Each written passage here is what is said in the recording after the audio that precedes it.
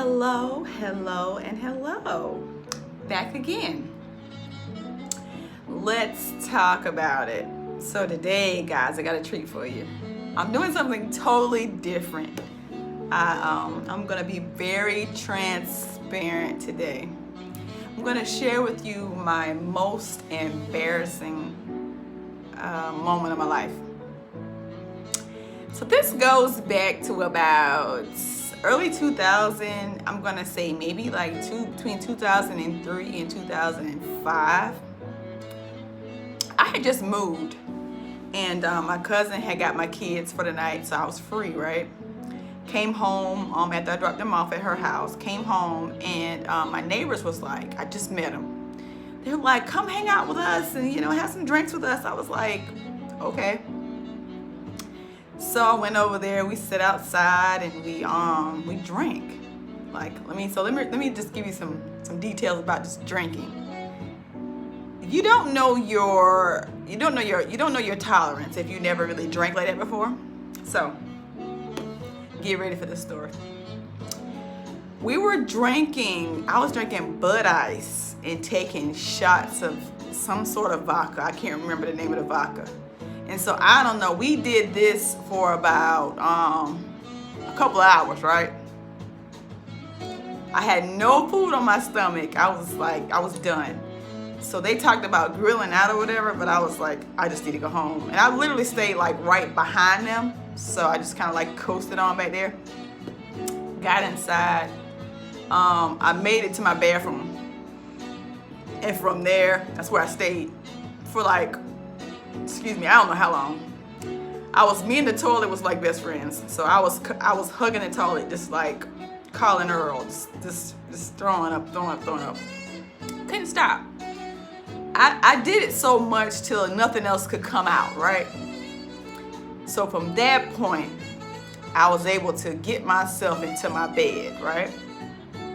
Well, no, I think my friend came home at the time and he saw me there, and he was like, I'm gonna call the ambulance. I was like, no, I'm good. I just need to go lay down. I just need to get some sleep. I was drinking. I didn't have anything to eat, and I just feel bad, right? So he didn't listen. He called my mom. He called my dad. He called my grandparents. All these people. My aunts.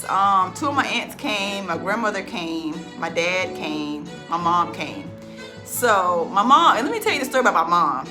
My mom was on her way there, and she actually was speeding, right? Because she didn't know what's going on. He just made it seem like it was worse than what it was. I understand he was scared, but I wish he would have listened to me. So anyway, she gets there. She's speeding there. So this cop, gets behind her, state trooper actually. So the state trooper, she told the state trooper that my daughter, something going on with my daughter. I'm trying to get to her, right? So the state trooper, instead of giving her a ticket, he, I guess he follows her. He leads her to my place, right?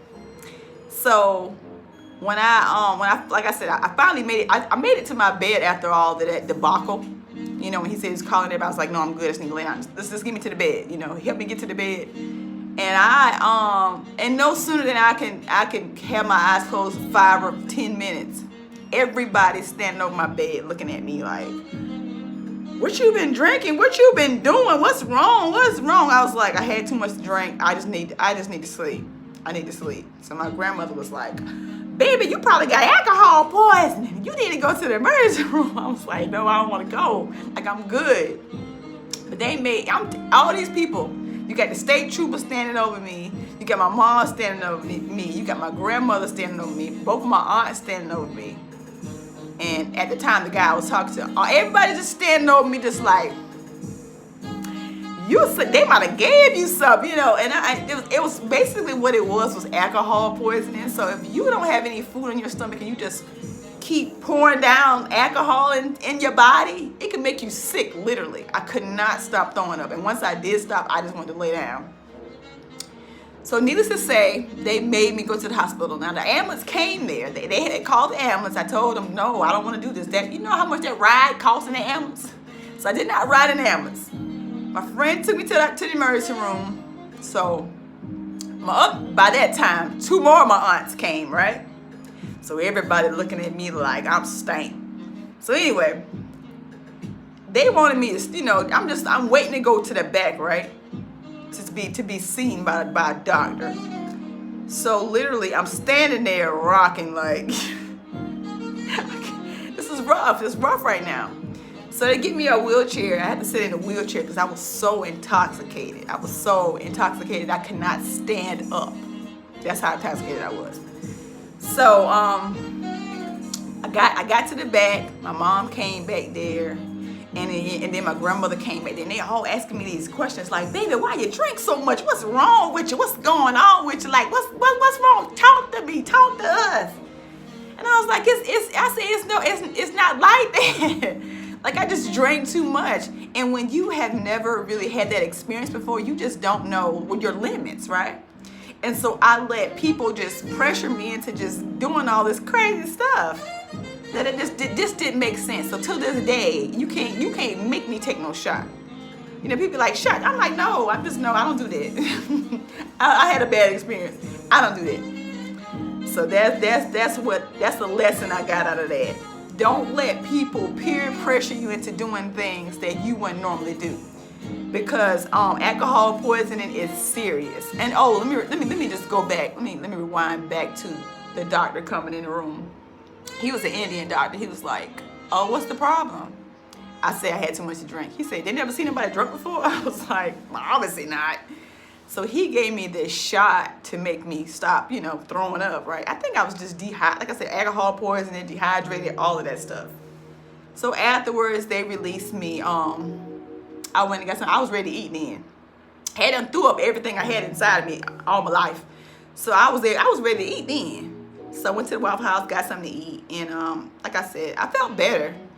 But I mean, for how long I was taunted by that particular incident. Every time my aunt saw me, oh, you still turning up, you still drinking, you still doing this. I'm like, oh God, can I just forget about this, and you forget about this? So the moral of the story is, don't let anybody pressure you into doing something that you never done before, and you don't know how you're gonna respond to that or act. I was by myself, and luckily my friend came home. Like I said, I was good. I just wanted to go to bed, but he made it a big deal, and everybody else came, and it was just this big deal. I think my dad came, and he did come, and he was like, he knew what time it was. So he was like, oh, she good. He went on by his business. But everybody else, you would have thought somebody had gave me some poisoning. And I understand their concern and all that stuff, but it was so embarrassing. I literally was standing there. I was trying to stand there, but I couldn't because I was rocking from being so intoxicated.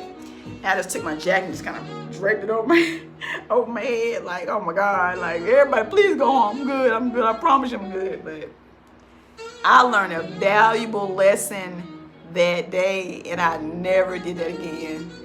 You have to know your limits. You have to know your tolerance, period. And that's with anything. This is not just about alcohol. This story I'm sharing with you, it's my personal story, and I want you to get something out of it. Like, don't let people pressure you. Don't let people pressure you to do something that you wouldn't normally do. Cause it could have ended really bad. Like I could have died. Like you just never know.